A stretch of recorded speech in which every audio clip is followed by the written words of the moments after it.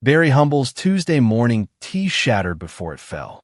This wasn't particularly unusual for Barry, whose entire life seemed to exist in a perpetual state of physics rebellion. The mug had simply stopped mid-air, hung suspended for approximately 3.5 seconds, just long enough for Barry to almost catch it, before exploding into 17 perfect pieces, each shaped like different U.S. presidents. Washington, Adams, Jefferson. Barry sighed, counting the shards while brushing tea from his threadbare bathrobe. Lincoln, you're my slipper again.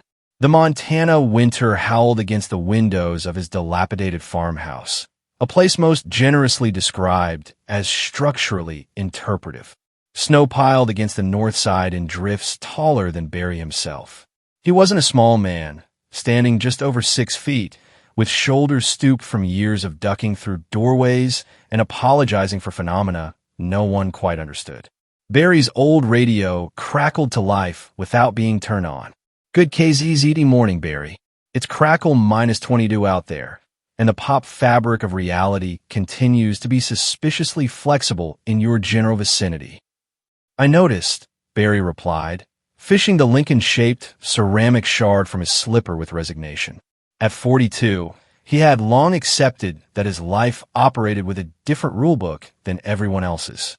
Mary Ann, his ex-wife, had explained during their divorce that living with him was like trying to floss your teeth inside a Salvador Dali painting while someone constantly rearranged the bathroom. The radio switched frequencies by itself. 3 BZZT days until the crackle end? Or beginning? Ambiguous cosmic significance imminent. Also, pop traffic is backed up on Interstate 90. Expect delays. Outside, Barry's beehives hummed with impossible activity. Bees shouldn't be active in February in Montana, yet his colonies thrived year-round, producing honey that occasionally glowed in the dark or, on one memorable occasion, caused temporary levitation. Barry had stopped selling it at the farmer's market after Mrs. Gladwell floated up through the gymnasium ceiling during the spring craft fair. His bees were the only things keeping him financially solvent. Barely. After losing his job as a high school physics teacher, the incident with the suddenly liquefied periodic table had been the final straw.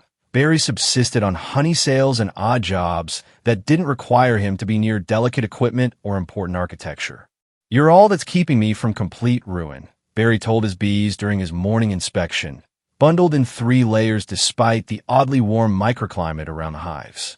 The bees responded by forming a perfect replica of Barry's face in the air before dispersing back to their winter cluster. Life hadn't always been this strange. Barry remembered a relatively normal childhood in Ohio, right up until his 13th birthday, when gravity had suddenly and inexplicably reversed in the bounce house. After that, reality gradually became more elastic around him. No scientists could explain it, though several had written fascinating papers before their instruments transformed into tropical fruits or small woodland creatures. By noon, Barry had cleared the paths around his property and was sitting at his kitchen table repairing a beekeeper's veil when the radio spoke again, this time in a voice distinctly not belonging to any radio personality. Look up at 7:13 p.m. Many lives depend on you. Barry glanced at the radio. Excuse me. Look up at 7:13 p.m. Many lives depend on you. The voice was metallic, genderless, and carried no hint of static. Is this another joke? Like last week when you told me my refrigerator was plotting against me? That was accurate information. Your refrigerator has since recalculated its strategic position. Barry glanced suspiciously at his refrigerator, which hummed innocently despite having rearranged its contents alphabetically overnight. Who are you? Barry asked the radio. Irrelevant. Look up at 7:13 p.m. Many lives depend on you. The radio resumed broadcasting a disco version of Beethoven's Fifth Symphony. Barry returned to his veil repairs, but couldn't shake the message from his mind. His existence was bizarre enough that cryptic radio messages couldn't be automatically dismissed. He'd experienced enough improbable events to recognize the texture of something genuinely important versus run-of-the-mill weirdness. At precisely 7:12 p.m., Barry stood in his snow-covered yard, looking up at the clear night sky. His breath plumed white in the freezing air as stars winked into existence above him. 1 minute passed. Nothing happened. Fantastic, he muttered. Even the abnormal is unreliable now. He had turned to go back inside when the northern sky flared brilliant green. Something streaked across the horizon, trailing sparks and what looked like fragments of metal. The object, clearly in distress, wobbled erratically before disappearing behind the hill that bordered Barry's property. The impact was silent.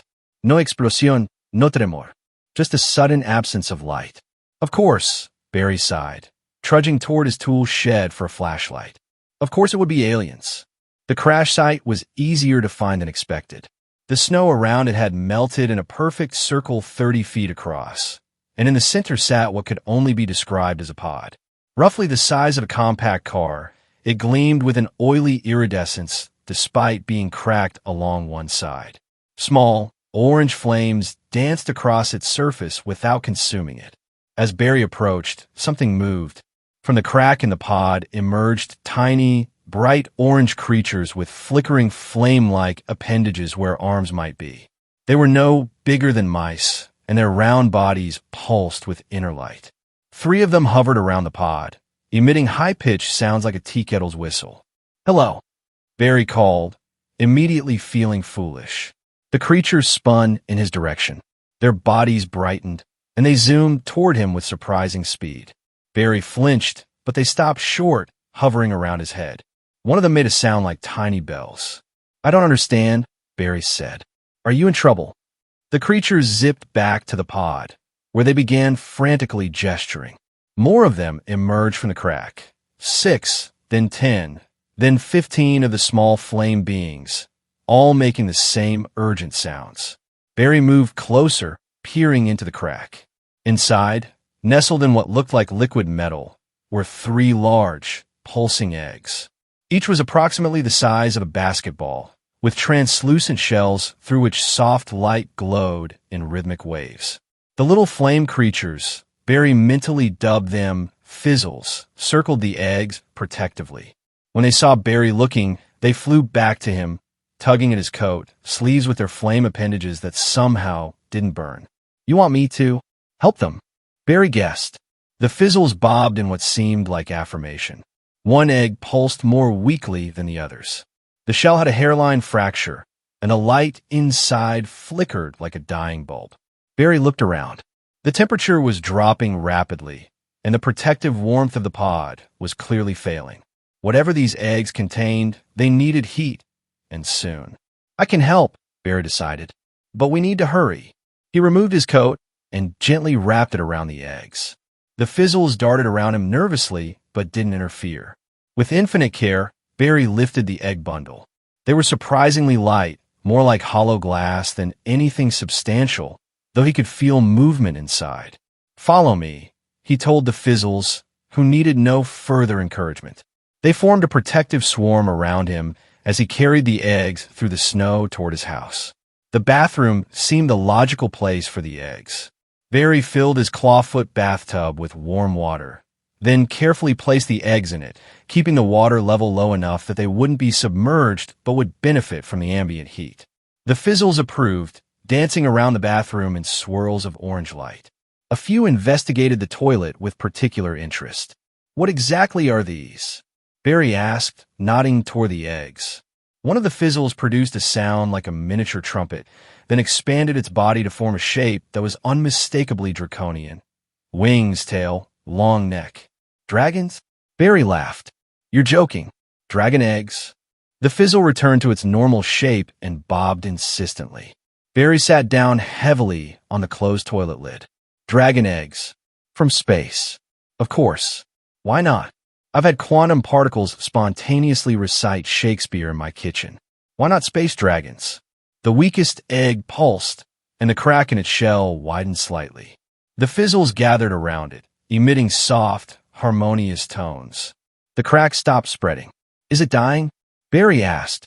The lead fizzle, slightly larger than the others, with a deeper orange glow, made a complex series of movements that somehow conveyed, "Not if we can help it," with remarkable clarity. Over the next few days, Barry's life adapted to include caring for extraterrestrial dragon eggs and housing a swarm of fiery alien beings. The Fizzles made themselves at home in his beehives, which the bees accepted with inexplicable equanimity. In fact, the bees seemed to flourish with their new companions, producing honey at twice their normal rate. Honey that now shimmered with faint orange sparks. The eggs stabilized in the warm bathtub, their pulses growing stronger and more regular. Barry found himself talking to them while he shaved or brushed his teeth. He told them about his life, his failed marriage, his inexplicable effect on reality. "I've always been a cosmic punchline," he explained to the eggs on the fifth morning, applying shaving cream. "Reality hiccups around me. Physics takes a coffee break. Cause and effect play musical chairs."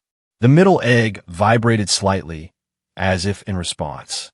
"My senior prom date's corsage turned into a miniature black hole," Barry continued. "It consumed 3 streamers and the punch bowl before collapsing into a shower of butterflies. She never spoke to me again." The radio in the living room suddenly blared.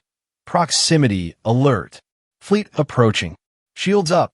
Barry nicked himself with the razor. "What?" He rushed into the living room, shaving cream still on half his face. The Fizzles were in a state of agitation, swirling around the ceiling in tight, frantic patterns. The lead Fizzle zoomed up to Barry and expanded into the dragon shape again, then formed a new shape, something like a massive ship. "More of you are coming?" Barry asked. The Fizzle changed shape again, the ship, but with sharp, threatening lines. It made a sound like a tiny cannon firing. "Not friendly," Barry translated. "Hostile ships. Coming here. For the eggs." The Fizzle bobbed frantically. Barry's landline phone rang, a rarity since almost no one called him anymore. He picked it up cautiously. "Mr. Humble." The voice was official sounding. "This is Colonel James Robertson with United States Space Command. We've detected unusual aerial phenomena approaching your location. Have you observed anything strange recently?" Barry looked at the Fizzle hovering beside his head, then at the shimmering dragon eggs visible through the bathroom door. "Define strange," Barry replied carefully. "Sir, our satellites have detected a fleet of unidentified objects entering Earth's atmosphere on a direct course for your coordinates.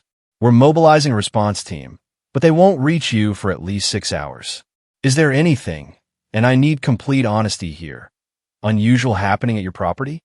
The Fizzle made urgent circles around Barry's head. "I need to call you back," Barry said, and hung up. The lead Fizzle immediately flew to the front window, gesturing frantically for Barry to look outside. The morning sky, which had been clear blue moments before, now shimmered with distortion. As Barry watched, the distortion resolved into the outlines of ships, massive ships, hovering silently above his property. They were angular and predatory in design, their hulls covered in what looked like scales that shifted color from gunmetal gray to deep purple. "How many?" Barry whispered. The Fizzle expanded, displaying a numeric sequence that Barry somehow understood as 12,000. 12,000 ships? That's excessive.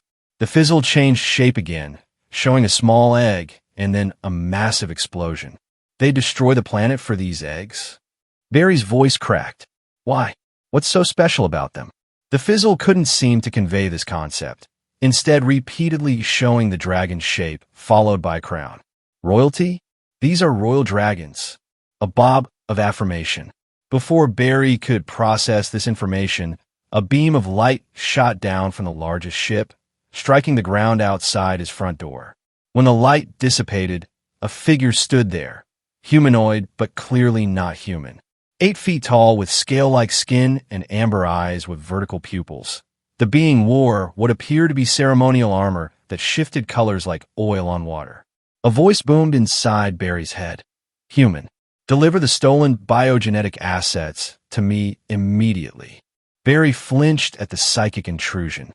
The Fizzles gathered around him protectively, their flames burning brighter. "These vermin stole royal property," the voice continued. "The Draconian Empire demands their return." Barry glanced back at the bathroom, where the eggs pulsed with increasing intensity. The crack in the weakest egg had sealed somewhat, but it was still clearly fragile. Something told him these draconians weren't interested in careful incubation. For the first time in his life, Barry felt a strange calm descend over him. The constant background vibration of cosmic absurdity that had followed him since childhood suddenly felt purposeful. "No," he said. The alien commander's eyes widened. "What?" "I said no," Barry repeated, stepping onto his front porch. "These eggs were abandoned in a damaged pod. The fizzles are protecting them. I'm helping. You can leave now." The commander laughed, a sound like grinding metal. "Your planet will be incinerated." "That seems excessive for 3 eggs, Barry observed. "These are not mere eggs." The commander's voice modulated slightly, perhaps surprised by Barry's calm. "They contain the genetic future of the draconian royal line. And you destroy them rather than let them be raised elsewhere?" "They are property. They're alive," Barry countered. "And the fizzles clearly risked everything to save them from something." "Was it you?" The commander's stance shifted. Above them, the 12,000 ships moved into attack formation. "The fizzles, as you call them, are servants who exceeded their programming. The Queen's eggs were scheduled for termination due to genetic abnormality." "Abnormality?" Barry looked at the lead fizzle, who had positioned itself between him and the commander. These specimens were found to possess empathic capabilities. Such traits are incompatible with draconian leadership. Barry's lifetime of cosmic strangeness suddenly crystallized into perfect understanding. His inexplicable effect on reality wasn't random. It was untrained probability manipulation. And now, somehow, he'd attracted eggs containing empathic space dragons and their loyal protectors. The lead fizzle darted back to him, dropping something into his hand, a small metallic disc inscribed with swirling patterns. The moment it touched his skin, it expanded to the size of a dinner plate. Knowledge flooded Barry's mind. This was the Shield of Transmutation, an ancient device of the fizzle's creation, designed to channel and redirect energy. "You want them destroyed because they might actually care about other beings," Barry said, stepping forward with the shield. "Because they might rule with compassion instead of fear. Stand aside, human." "No." Barry held the shield before him. It hummed with potential energy. "I think I finally understand why physics breaks around me. I'm a probability manipulator. Reality bends because I've never learned to focus it." The commander drew a weapon, something like a sword but crackling with energy. "The eggs." Now, from behind Barry came a new sound, a cracking noise followed by a high-pitched trill. The bathroom window shattered outward as the fizzles swarmed in excitement. The eggs were hatching. The commander raised the sword. Too late. It was indeed too late, but not in the way the commander meant. As the first eggshell split, releasing a pulse of pure energy, Barry felt his lifetime of chaotic probability suddenly channel through him with perfect clarity. The shield of transmutation in his hands began to glow with the same orange fire as the fizzles. Barry's bees erupted from their hives, thousands upon thousands of them, moving with intelligence and purpose. They swarmed toward Barry, forming a golden tornado around him as the fizzles joined them, fire and honey merging into a vortex of energy. "I've spent my life apologizing for being different," Barry said, his voice somehow amplified, "for making reality hiccup. But maybe that was preparation for this moment." The shield pulsed between his hands, drawing power from the swarm. "What are you doing?" The draconian commander took a step back. "What I was apparently born to do," Barry answered. "Improvising." He raised the shield toward the fleet, and the combined energy of bees, fizzles hatching dragon eggs, and his own unleashed probability manipulation surged outward in a wave of golden-orange light. It engulfed the commander first, then expanded to encompass the entire fleet. For a moment, the ships seemed frozen in place. Then, slowly, they began to change. Metal became wax and chitin. Weapons systems transformed into honeycomb structures. Engines morphed into massive wings. The commander before him shifted as well, body reforming into something more insectoid, yet still recognizably the same consciousness. When the transformation completed, 12,000 giant, space-worthy beehives hovered above Barry's farm, each one housing former draconian soldiers now reprogrammed with the cooperative instincts of bees. The commander, now a being half draconian and half bee, stared at Barry with compound eyes that still somehow conveyed astonishment. "What have you done?" The commander's voice was now a melodic buzz. "Created a compromise," Barry replied, lowering the shield. "You still have your fleet, but its purpose has changed. Creation rather than destruction. Honey instead of weapons. Community instead of conquest." Behind him, 3 small dragons emerged from the bathroom on wobbly legs, each about the size of a house cat. They were sleek and colorful, one red, one blue, one purple, with delicate wings and intelligent eyes. The fizzles danced around them protectively as they took their first steps onto the porch. The commander looked at the dragon hatchlings, then back at Barry. Something shifted in those compound eyes, recognition, then reluctant respect. "The probability manipulator," the commander buzzed. "The legend spoke of one who could bend reality, but we dismissed them as superstition." "Legends?" Barry asked. "About me? Not you specifically. A being who would arise when needed, capable of rewriting the probabilistic structures of reality itself. We thought it mere mythology." The blue dragon hatchling approached the transformed commander without fear, sniffing curiously. After a moment, it chirped and nuzzled against what had been the commander's leg. "They are empathically bonding," the commander observed with surprise. "Such capabilities were engineered out of our species millennia ago, deemed a weakness. Maybe it's actually a strength," Barry suggested. "One your empire needs." The commander was silent for a long moment, antennae twitching. Finally, it bowed its head slightly.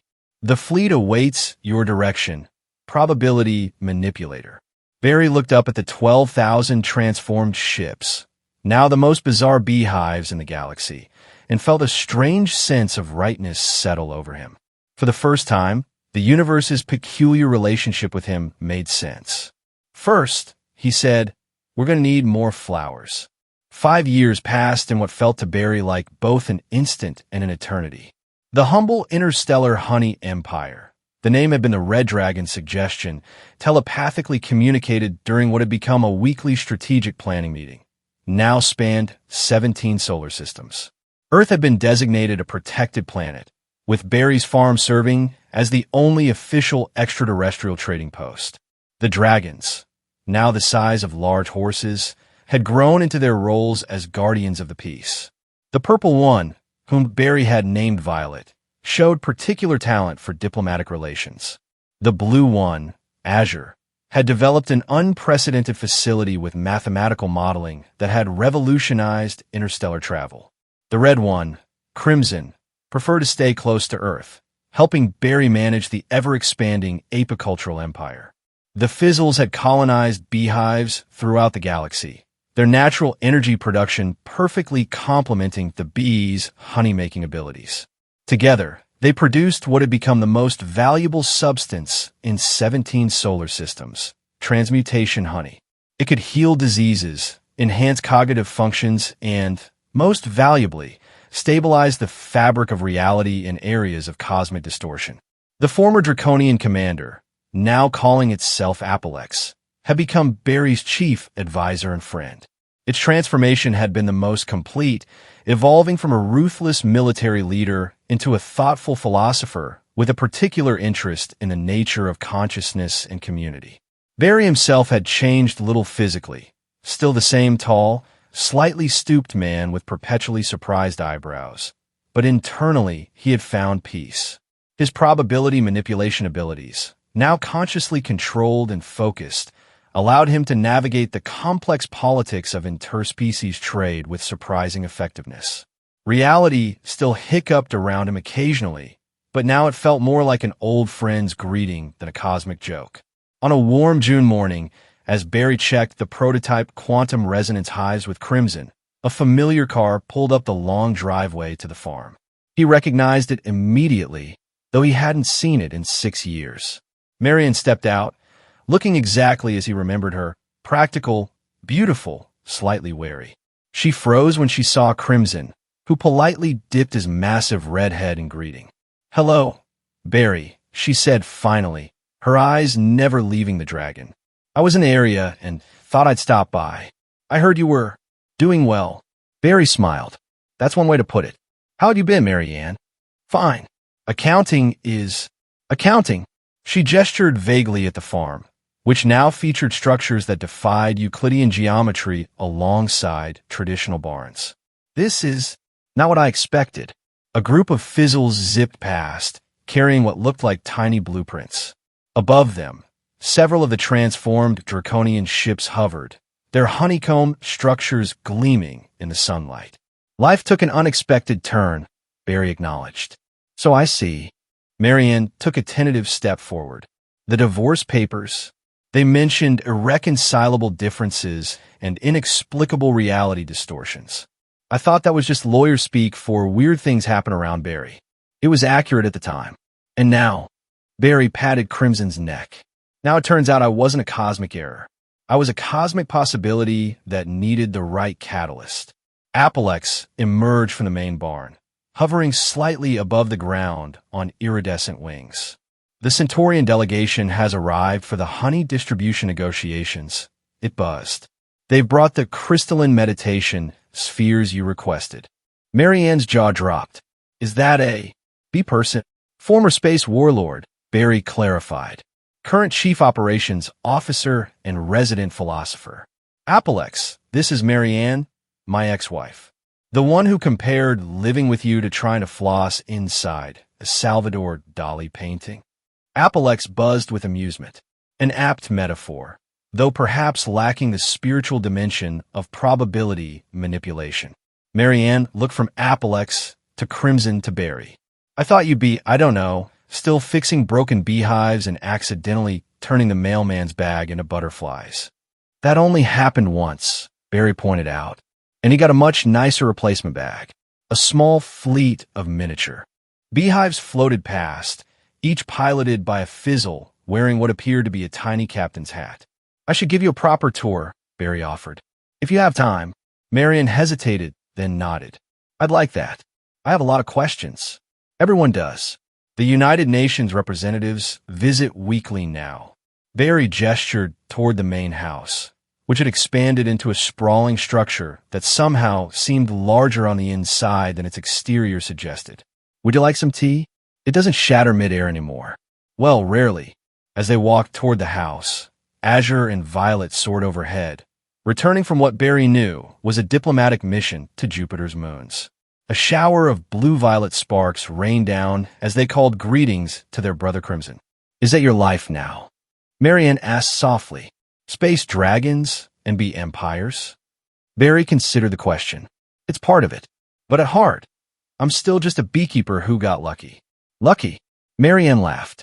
"Barry, you've apparently become some kind of interstellar honey mogul with dragon companions.